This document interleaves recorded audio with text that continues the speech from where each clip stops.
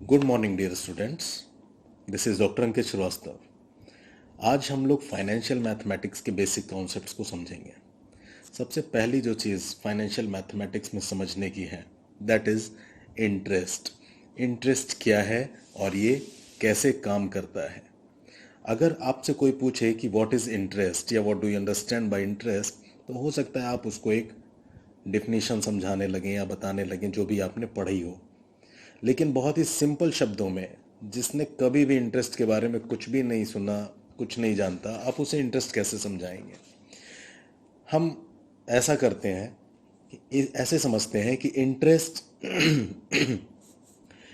एक तरह से रेंट है जो किसी दूसरे की मनी को यूज करने के लिए हम पे करते हैं।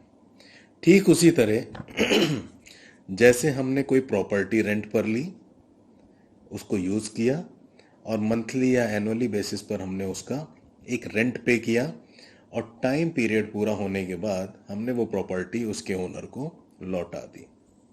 ठीक है। उसी तरह से यहाँ पर भी दो पार्टीज होंगी। जैसे वहां पर लैंडलॉर्ड और टेनेंट है प्रॉपर्टी के केस में। मनी के केस में एक होगी पार्टी जिसको हम मनी लेंडर या सिर्फ लेंडर नाम से बुलाएंगे, और दूसरी पार्टी होगी यहाँ पर बोरोवर। तो मनी लेंडर कुछ पैसे उधार देगा बोरोवर को। बोरोवर को कुछ ज़रूरत थी, उसने कुछ पैसे मनी लेंडर से लिए, यूज़ किया।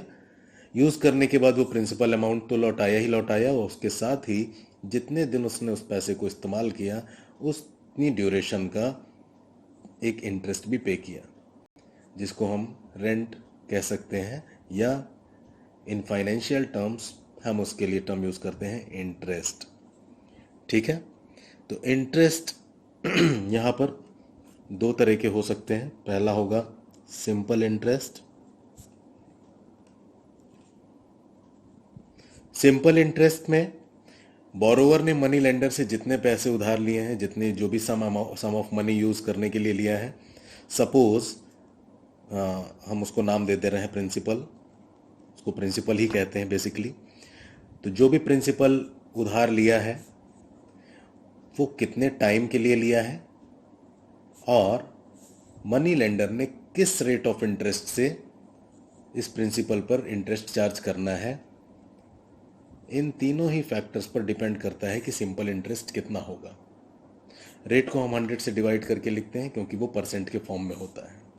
ठीक है। तो सपोज कि किसी बोरोवर ने मनी लेंडर से 5000 रुपीज़ बोरो किए, यानी कि प्रिंसिपल 5000 रुपये था, एंड इसको लिया गया था 3 साल के पीरियड के लिए, और मनी लेंडर ने इस पर जो इंटरेस्ट चार्ज किया था दैट वाज 4%, या 4/100 भी हम लिख सकते हैं।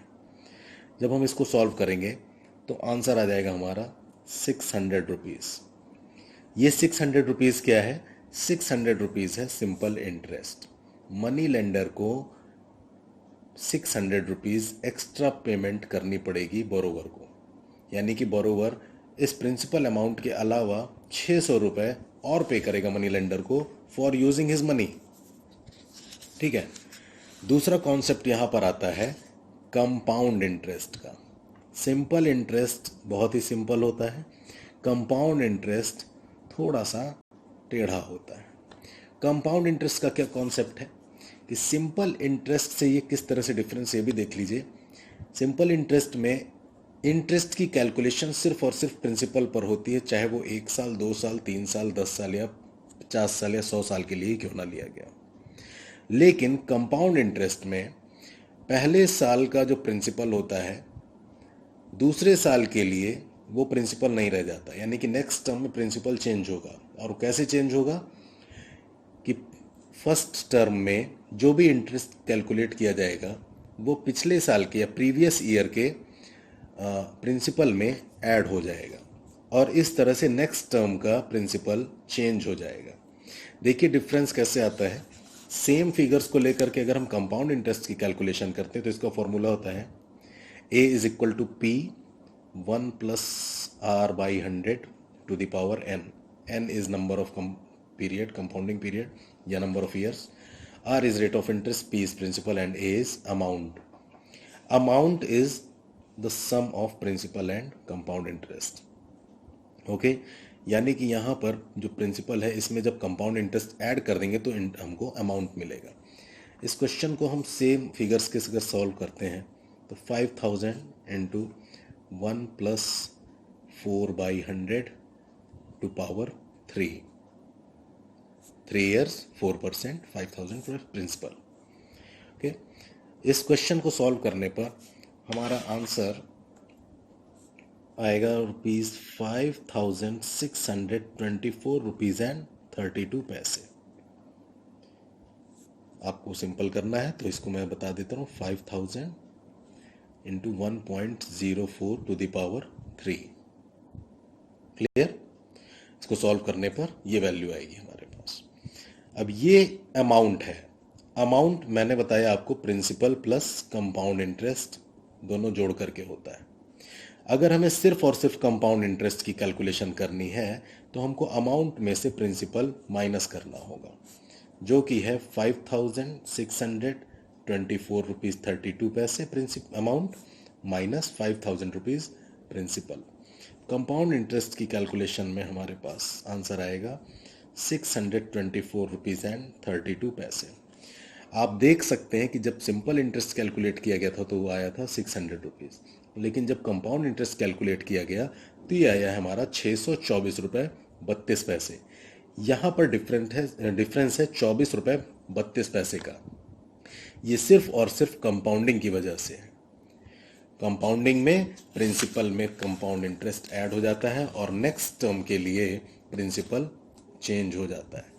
ये डिफरेंस सिर्फ और सिर्फ इसी वजह से आ रहा है. इसको और भी साधारण शब्दों में कह सकते हैं ब्याज पर ब्याज. हर टर्म में ब्याज प्रिंसिपल यानी कि मूलधन में जुड़ जाता है और हमें ब्याज पर ब्याज कैलकुलेट करना पड़ता है. इसीलिए इसको चक्रवृद्धि ब्याज भी हिंदी में कहते हैं और इंग्लिश में कंपाउंडिंग इंटरेस्ट या कंपाउंड इंटरेस्ट. नेक्स्ट जो कॉन्सेप्ट हमें समझना है that is of compounding period. Compounding period से मतलब है कि साल में कितनी बार इंटरेस्ट की कंपाउंडिंग की जा रही है. इस क्वेश्चन में हमने इस एग्जाम्पल में 3 साल का टर्म था और 3 ही बार कंपाउंडिंग की गई थी, यानी कि ये कंपाउंडिंग कैसी थी, ईयरली थी या एनुअली. कंपाउंडिंग पीरियड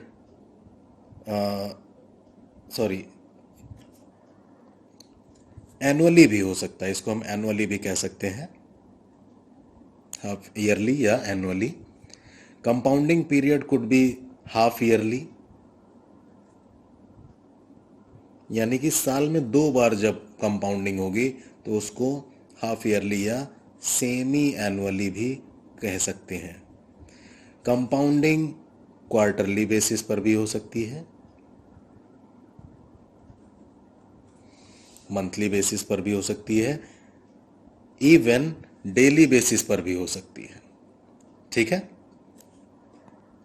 अब हम ये समझते हैं कि अगर कंपाउंडिंग पीरियड साल में 1 बार या साल में 2 बार या साल में 12 बार भी हो सकती है, साल में 365 बार भी हो सकती है अगर डेली बेसिस पर हो रही है, तो ऐसा क्यों हो रहा है और इसका क्या डिफरेंस आएगा, इसको हम आगे के लेक्चर्स में इसको देखेंगे.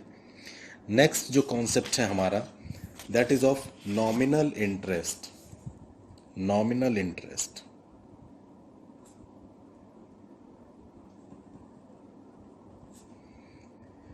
नॉमिनल इंटरेस्ट को सिंपल शब्दों में ऐसे समझ सकते हैं, किसी लोन या डेट पर जो भी इंटरेस्ट मनी लेंडर द्वारा दिखाया जाता है या स्टेटेड रेट ऑफ इंटरेस्ट कह सकते हैं. Nominal interest is the stated rate of interest on a loan और डेट. दूसरा या इसी कड़ी में अगला कॉन्सेप्ट है इफेक्टिव इंटरेस्ट रेट का.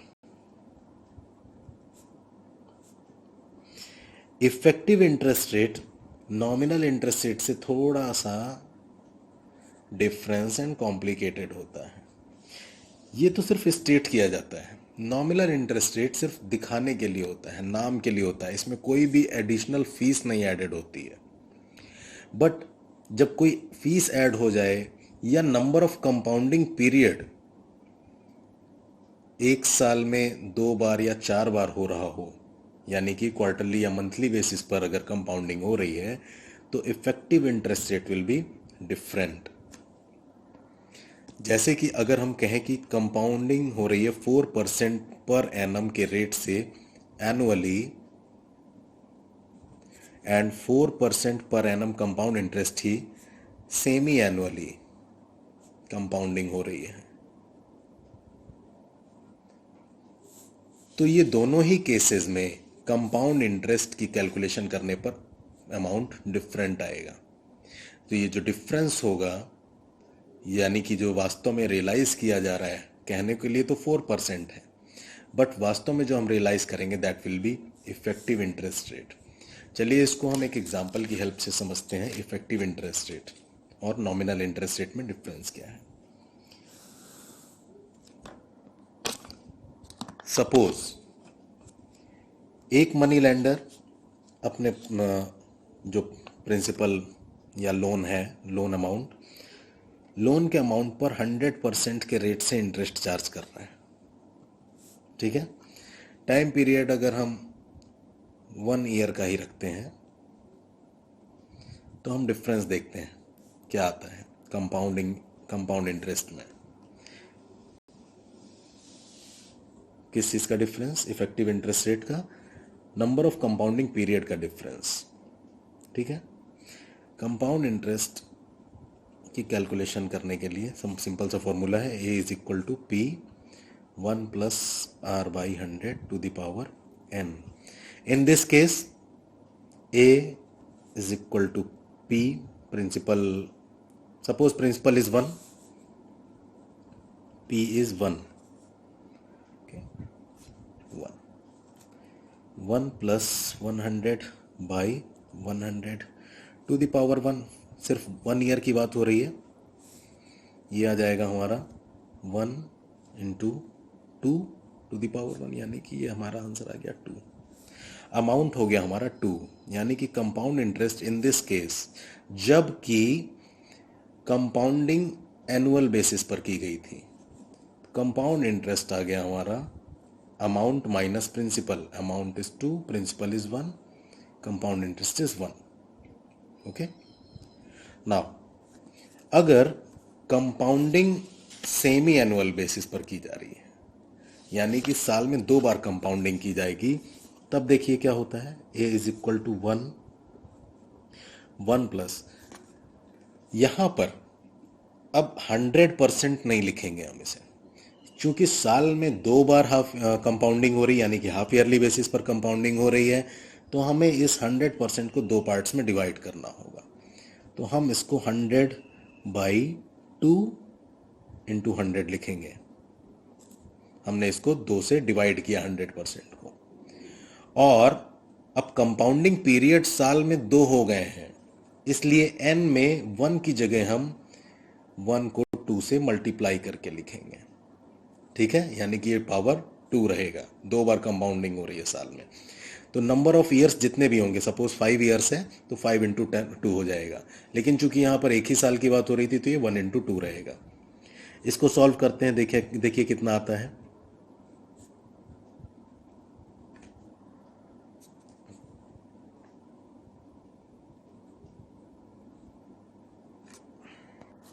और 1 इंटू 1.5 टू द पावर 2, तो 1 इंटू कोई फर्क नहीं पड़ेगा, 1 ही, वो उतना ही रहेगा, एंड 1.5 का स्क्वायर करने पर ही हो जाएगा 2.25। ठीक है, इन दिस केस जब हाफ ईयरली कंपाउंडिंग हुई, यानी कि साल में 2 बार कंपाउंडिंग हुई, तो कंपाउंड इंटरेस्ट कितना आया, 2.25 हमारा अमाउंट है और प्रिंसिपल है हमारा 1, यानी कि 1.25 हमारा कंपाउंड इंटरेस्ट है। जब साल में 1 बार कंपाउंडिंग हो रही थी तो कंपाउंड इंटरेस्ट आया था सिर्फ 1। जब साल में 2 बार कंपाउंडिंग हो रही है तो ये अमाउंट हमारा कंपाउंड इंटरेस्ट आया है 1.25। तो आपको डिफरेंस दिखाई दे रहा है, there is a difference of 0.25. कहने के लिए तो यहाँ पे 100% इंटरेस्ट रेट था नॉमिनल, लेकिन जब साल में 2 बार कंपाउंडिंग हुई यानी कंपाउंडिंग पीरियड चेंज होते ही इंटरेस्ट रेट हमारा 100% की बजाय ये 125% हो गया। ठीक है, तो that is how compounding period works. साल में 1 से अधिक बार अगर कंपाउंडिंग हो रही है तो हमारे इंटरेस्ट रेट यानी कि effective interest rate nominal interest rate से डिफरेंट होगा। साल में 1 बार अगर कंपाउंडिंग हो रही है तो सेम रहेगा। The next thing in the queue is to understand the concept of annuity. Annuity क्या चीज होती है? Annuity can be understood as a stream of periodic cash flows. A stream of periodic cash flows या flows of equal amounts.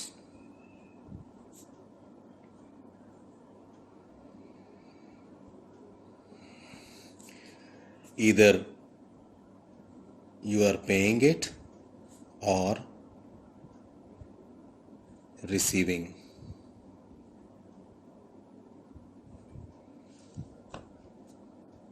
Understood? So यहाँ पर 2 चीज़ें ध्यान देने वाली हैं। पहली कि इक्वल अमाउंट यानी कि सेम अमाउंट की बात हो रही है। इक्वल अमाउंट है, हमेशा एक जैसा होना चाहिए। और periodic flows of equal amount. Periodic यानी कि एक रेगुलर इंटरवल पर होना चाहिए और रेगुलरली होते रहना चाहिए। अगर सिर्फ सिंगल पेमेंट हुआ है या रिसीविंग हुई है, एक बार हुई है, तो that is not an annuity. लेकिन सपोज आप 500 रुपए किसी बैंक में हर महीने जमा कर रहे हैं, each month, only then it is an annuity.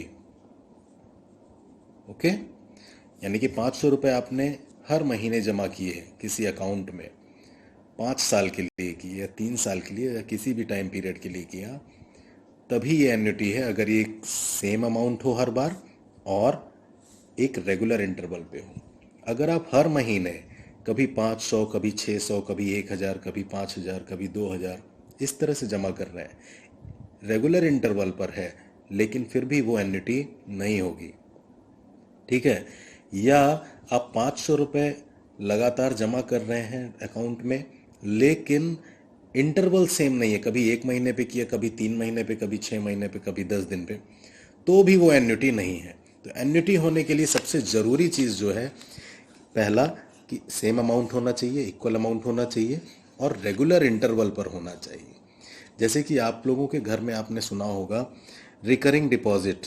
Parents post office में एक आरडी सबके यहाँ चल रही होती है, जिसमें 500, 1000 या 2000 या 5000 अपने हिसाब से जितनी जिसकी सेविंग रहती है, सपोज 500 रुपीज़ पर मंथ की बेसिस पर वो उसमें डिपॉजिट कर रहे होते हैं और एक रेगुलर इंटरवल पे कर रहे हैं, हर महीने कर रहे हैं। ठीक है, तो 5 साल के लिए अगर कर रहे हैं तो उसको कहा जाएगा कि 500 रुपए की एन्युटी है 5 साल के लिए, मंथली 500 रुपए मंथली की 5 साल की एन्युटी है ये। ठीक है, इसको ऐसे दूसरे कॉन्सेप्ट इसमें जो एन्युटी से रिलेटेड है, पहला है एन्युटी ड्यू, एन्युटी ड्यू, और दूसरा है एन्युटी जिसको हम ऑर्डिनरी एन्युटी या रेगुलर एन्युटी भी कहते हैं। इसको टाइम लाइन से समझते हैं। हमने 3 साल का एक टाइम पीरियड लिया है, 3 इयर्स। आज से स्टार्ट होके पहला साल, दूसरा साल और तीसरा साल यहाँ पर एंड हो रहे हैं। यहाँ पहला साल एंड हो रहा है, यहाँ दूसरा, और यहाँ पर तीसरा साल खत्म हो रहा है।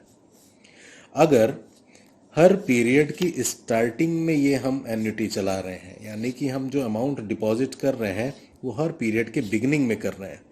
पहली एन्युटी हम पहला अमाउंट जो हमने जमा किया है अकाउंट में, वो पहला साल शुरू होने पर किया।